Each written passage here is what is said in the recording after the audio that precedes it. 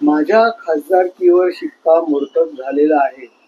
या बातमीमधून मला काही गोष्ट कळतच नाही. माझी खासदारकी कधी केली होती?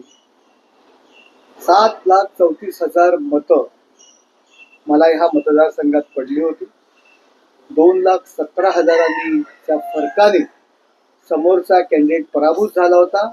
देशातल्या ज्या पहिल्या सर्वात जास्त लीड मिळालेल्या जागा आहेत त्या पहिल्या 10 जागांमध्ये आमची ठाण्याची जागा आहे.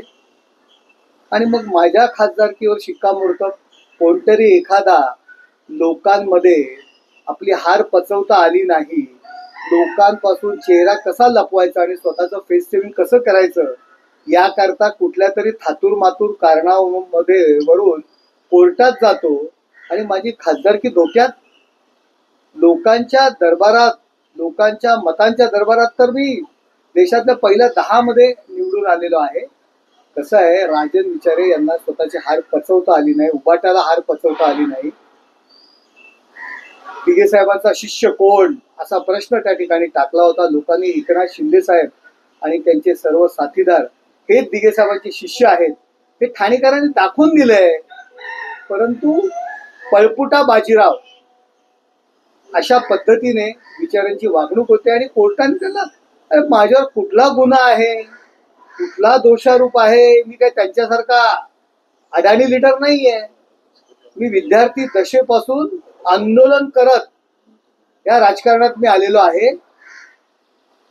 पक्षाकरता लाठ्याकाठ्या खाल्लेल्या आहेत, पक्षाकरता आंदोलन केलेली आहेत आणि ज्या गुन्ह्याचा ते कोर्टामध्ये ते घेऊन गेले होते त्याच्यामध्ये कोर्टाने मला शिक्षा दिलेली नाहीये. आणि कुठला गुन्हा?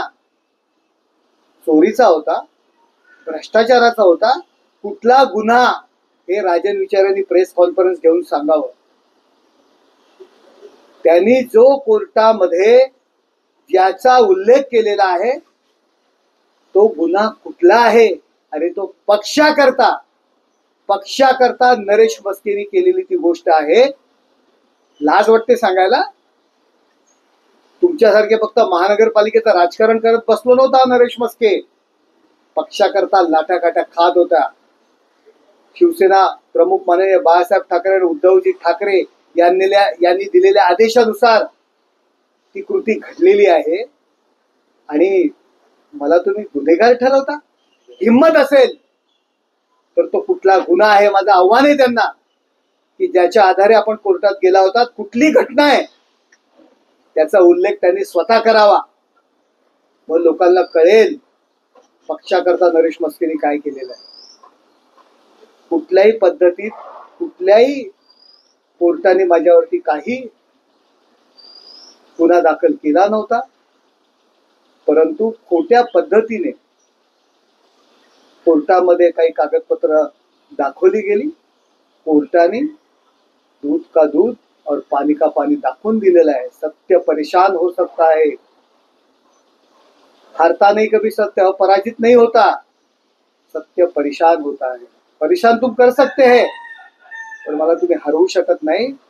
कारण माननीय दिघे साहेबांचे आशीर्वाद आणि एकनाथ शिंदे साहेब सारख्या नेत्याचा भरभक्कम पाठिंबा मला आहे. सर, सर्वच ईबी असेल, या ईबीवर देखील आक्षेप नोंदवण्यात आला. प्रभाग रचनेवरती देखील आक्षेप नोंदवण्यात आला. राष्ट्रवादी असेल, शरद पवार गट, ठाकरे गट असेल, मनसे असेल, यांनी एकत्रित हा आवाज उठवला. काय आहे, काल मी आणि महानगरपालिकेच्या वाहिन्यांवरनं बोलघेवड्या नेत्यांची सगळ्यांच्या प्रतिक्रिया ऐकल्या. लोकांना तुम्ही कसं फसवू शकता हो? छातीवर हात ठेवून बोला ना.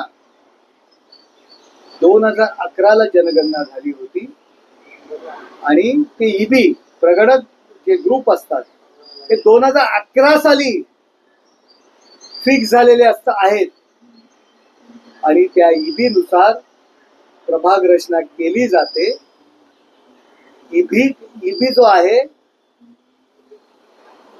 तो कधीच मध्ये तोडता येत नाही. 10 ईबी, 11 ईबी, 12 ईबी, 15 ईबी असे एकत्र करून तो प्रभाग बनवला जातो. 11.5 पावणे 12 ईबी असं कधीच होत नाही. आणि हे जे ईबी आहेत हे 2011 साली ज्यावेळी जनगणना झाली त्यावेळी ते बनवलेले आहेत. मी ऐकलं येऊरचं टेकडी आणि खालचं येऊरचं गाव हे एकत्र कसे येऊ शकतात, पोलशेत गावाचे 2 तुकडे कसे होऊ शकतात, सिद्धार्थनगर कसा वेगळा होऊ शकतो. अहो हे 2011 साली ईबी बनवलेले आहेत. हे ईबी आत्ता नाही बनवलेले आहेत, हे 2011 साली. त्यावेळी सत्ता कोणाची होती, त्यावेळी सत्तेत कोण होतं, कशाला लोकांच्या डोळ्यामध्ये धूळ फेकता.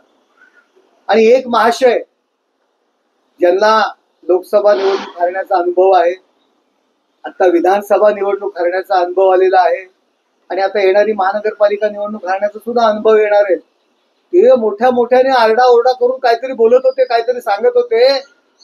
अरे मागच्या वेळी जी प्रभाग रचना झाली त्यावेळी आपणच होतात ना, सत्तेत होतात. त्यावेळी मुख घेऊन का गप्प बसला होतात, त्यावेळी तो अन्याय तुम्हाला कळला नव्हता. काय लोकांच्या डोळ्यात धूळ फेकण्याचं काम करताय. आपण अनुभवी आहात ना. एक महाशय तर जोरजोरात स्टाईल मध्ये बोलत होते. 2011 साली कुणाचं सरकार होतं, कुणाची सत्ता होती, मग त्यावेळी त्या सत्तेने तुम्ही तशा पद्धतीने गोष्टी केल्यात का. फुकटच्या गमजा मारण्याचं काम, लोकांमध्ये डोळ्यामध्ये धूळ फेकण्याचं काम काल ठाण्यातले तथाकथित लीडर्स करत होते. त्यामुळे नागरिकांनी याकडे लक्ष देऊ नये. खोटी माहिती. महानगरपालिकेला ईबी बदलण्याचा अधिकारच नाही हो. हे 2011 साली आपण ईबी बनवलेले होते. जेव्हा सिंगल वॉर्ड होता त्यावेळी पण येऊरची तीच परिस्थिती होती, ज्यावेळी पोलशेतची पण तीच परिस्थिती होती आणि सिद्धार्थनगरची सुद्धा तीच परिस्थिती होती. त्यामुळे लोकांच्या डोळ्यामध्ये धूळ फेकण्याचं काम करू नका. सर नेपाल में सध्या हिंसा जरा देखा जाए तो पूर्व सांसद राजन विचारे इन्होंने आपके खिलाफ एक जो पिटीशन है वो दाखिल किया था, लेकिन उनका पिटीशन जो है वो रद्द कर दिया गया है हाईकोर्ट की तरफ से और आपको आपके खासदार पे भी जो सिक्का मोतर देखो गिर गया तो भी टांग ऊपर. बुरी तरह हुई हार, उससे मुंह छुपाने के लिए लोगों में इसी तरह की बातें ये कर रहे थे, कोर्ट में गए थे. मुझे कोई भी शासन नहीं हुआ है, मेरे पे कोई भी इसी तरह का गुना दाखिल नहीं हुआ था. एक घटना हुई थी पार्टी के लिए, उसमें कोर्ट ने मुझे किसी भी तरह का 1 साल के ऊपर 2 साल के ऊपर कौन सा भी शासन मुझे नहीं किया था. लेकिन लोगों को दिखाने के लिए इसी तरह की वो हरकतें कर रहे थे. उनमें अगर हिम्मत है, वो गुना कौन सा हुआ, कौन से गुना में, कौन सी घटना में मेरा नाम लेके वो कोर्ट में गए थे, अगर उसमें उनमें हिम्मत है तो लोगों के सामने जाहिर करें. पार्टी के लिए ये नरेश मस्के हर एक चीज में आगे रहता था. इनकी तरह सिर्फ महानगर पालिका का कमिश्नर खाते नहीं बैठता था. पार्टी के लिए डंडा काठी पे लेने की हमें हिम्मत थी. बाला साहब ठाकरे और तभी उद्धव साहब ठाकरे जिन्होंने जो आदेश दिया था वो आदेश का पालन नरेश मस्के ने किया था. अगर उसमें हिम्मत है तो गुनाह कौन सा वो जाहिर करे. और नरेश मस्के जिस घटना में वो मेरा नाम ले रहा है वो जाहिर करे. तो नरेश मस्के ने खुद के लिए ऐसी ये घटना में शामिल थे या पार्टी के लिए, लोगों को मालूम पड़ेगा. सर पीएम मोदी ने जो है आरएसएस की तारीफ की है. ऐसा बताया जा रहा है कि ऐसे संगठन राष्ट्र निर्माण और संगठित करने में सामाजिक चेतना और निर्माण भूमिका रखते हैं. देखो आरएसएस देश की बहुत पुरानी सामाजिक, शैक्षणिक और सांस्कृतिक क्षेत्र में काम करने वाली संगठना है. देश के लिए वो काम करती है तो उसकी प्रशंसा तो होनी चाहिए. सर आरएसएस के सरसंघचालक मोहन भागवत जी का जन्म दाखवण्यात आलं. आता ठाकरे गटाकडून पंतप्रधान मोदींना कुंकू पाठवण्यात येणार आहे. 14 सप्टेंबर रोजी भारत पाकिस्तान सामना देखील आहे, त्या सामन्याला देखील विरोध केला जातो. बघा हे बालिश चाळे जे आहेत, बालिश चाळे आहेत. संजय राऊत यांच्या सल्ल्याने जे काही बालिश चाळे करतायत, पंतप्रधान नरेंद्र मोदी यांचं नाव घेण्याची सुद्धा यांची पात्रता नाहीये. त्यामुळे हे सगळे बालिश चाळे आहेत. आपला पक्ष सांभाळा. आपलं लावलेलं कुंकू लोक पुसतायत. आपलं लावलेलं कुंकू लोक रोज पुसतायत आणि दुसऱ्याच्या घरी सुखाने नांदायला जातायत. आपल्याशी घटस्फोट का घेतायत, आपलं कुंकू का पुसतायत, याचं आधी आत्मपरीक्षण करा आणि मग माननीय नरेंद्र मोदी साहेबांना कुंकू पाठवा. तर महिला महाराष्ट्रातील देखील काही पर्यटक जे आहेत ते अडकले. कालच उपमुख्यमंत्री एकनाथ शिंदे त्यांच्यासोबत फोनद्वारे संवाद देखील साधलेला आहे. येणाऱ्या काळामध्ये कशा प्रकारची मदत त्यांना पुरवली जाईल महाराष्ट्रात आणण्याकरिता?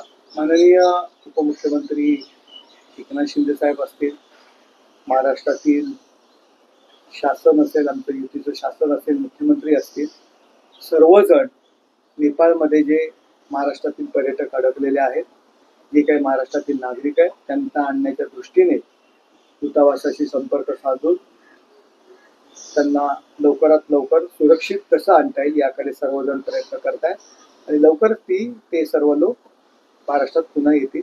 कुठल्याही प्रकारची त्यांना इजा न होता त्या ठिकाणी येतील. कुंकू माझा देश असं आंदोलन त्यांनी नाव एकंदरीत सुचवलेलं आहे. काय वाटतं? मी काय म्हणतो, सगळे बालिश शाळे आहेत. आधी स्वतःचं कुंकू लोक पुसून दुसऱ्याच्या घरात जात आहेत सुखाने नांदण्याकरता, याचं आत्मपरीक्षण करा. लोक पुसतायत, तुम्ही काय कुंकू लोकांना पाठवताय? तुमचं लावलेलं कुंकू रोज लोक पुसतायत. नगरसेवक, पदाधिकारी, आमदार तुमचं रोज कुंकू लावलेलं पुसतायत आणि दुसऱ्याच्या घरी सुखाने नांदायला जात आहेत, याचं आधी आत्मपरीक्षण करा. प्रभाग रचनेवर शुभकामनाएं देना चाहता हूं. मैं उनके सामने बहुत छोटा हूँ. उनको जन्मदिन की हार्दिक शुभकामनाएं देता है और परमेश्वर से प्रार्थना करता हूँ ऐसे बड़े आदमी 100 साल 150 साल जिए, उनकी सेवा, उनका मार्गदर्शन कायम हिंदुस्तान के लिए मिले. सर, पटना में आज प्रश्न आहे अरे काय कोणावरती विचारताय? गणेश सर, गणेश असं नाईक म्हणाले असं की काय बोलले गणेश? रावणाचं काय दहन बोलले? रावणाचं दहन केल्याशिवाय इथे सत्ता रावणाचा अहंकार तर आपल्याला सर नवी मुंबईमध्ये देखील मी सत्ता दिली, ठाण्यामध्ये देखील सत्ता मी देऊ शकतो, परंतु सत्ता देण्यापूर्वी आपल्याला ठाण्यातील रावणाचा अहंकार जर ठेचावा लागेल. गणेश नाईक स्वतःला बोलले का रावण? कुणाला बोलले गणेश नाईक? अप्रत्यक्षपणे त्यांनी एकनाथ शिंदेकडे तुमचा रोष दाखवला असं वाटतं का? एकनाथ शिंदे साहेबांकडे अप्रत्यक्षरित्या रावण खलनायक का ठरला?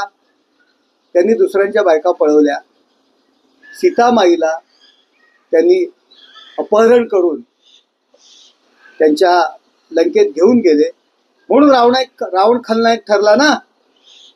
त्याच्यामुळे मला असं वाटतं की गणेश नाईक साहेब स्वतःबद्दल बोलले असतील, शिंदे साहेबांबद्दल नसतील बोलले. कारण रावणाच्या पावलावर पाऊल ठेवून कोण चाललंय हे अख्ख्या जगाला माहिती आहे. त्याच्यामुळे आम्हाला आता जास्त बोलायला लावू नका. रावण कोण आणि राम कोण, रावणामध्ये जे असलेले गुण आहेत ते कुणात आहेत हे अख्ख्या जगाला माहिती आहे.